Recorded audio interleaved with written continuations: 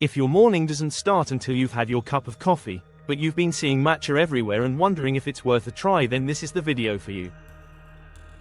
Today we're breaking down all baristas' favorite debate, coffee versus matcha, and how they affect everything from your energy, your focus, and your gut, to your overall sense of calm, so that by the end of this video you can more consciously choose which one to have that supports both your body and your routine.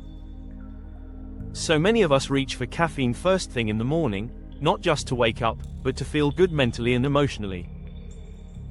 And while coffee has been the good old standby for decades, matcha has become a natural health buzzword. Both absolutely have their place in a healthy lifestyle, but they do very different things in the body. So of course, the effects will be different as well.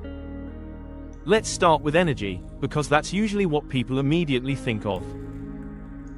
So, a typical cup of coffee contains about 95 milligrams of caffeine, which you'll feel quickly.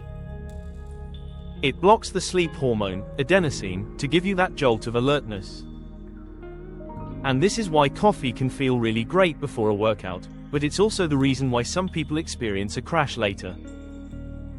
To compare, matcha contains about 40 to 90 milligrams of caffeine, depending on how much powder you use. But the key difference is that matcha contains an amino acid called L-theanine. L-theanine actually slows the absorption of caffeine, which creates a more balanced, steady energy. That's why people describe it as focus rather than jittery energy. Because coffee doesn't contain L-theanine, it's more likely to trigger jitters, anxiety, or a racing heart, especially if you're sensitive to caffeine or already feel stressed out. Another big difference between these two is in how it affects digestion. Because coffee is naturally more acidic, which can irritate the lining of your stomach. And that can trigger heartburn or acid reflux. It also acts as a natural laxative, which can be good or bad, depending on your bowels. Matcha is gentler on the gut since it's less acidic and contains small amounts of fiber to help support a healthy gut microbiome by feeding beneficial bacteria. So, if you've ever felt shaky, nauseous, or had digestive discomfort after coffee, especially on an empty stomach, matcha may be a good alternative to try. Other than routines, most people start drinking more coffee and matcha when they're trying to lose weight. It makes sense, because coffee can boost your metabolism and promote thermogenesis, which helps your body burn more calories. It might also help with feeling hungry and suppressing your appetite, which are all great for weight loss.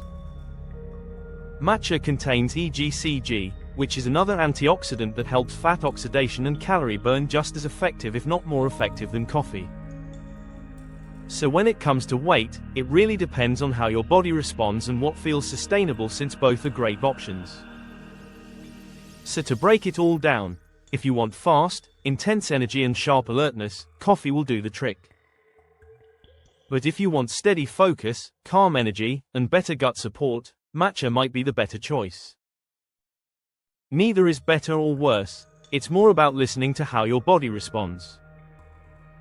And remember, you don't have to choose just one. I personally enjoy both. And of course, please like, comment, and subscribe.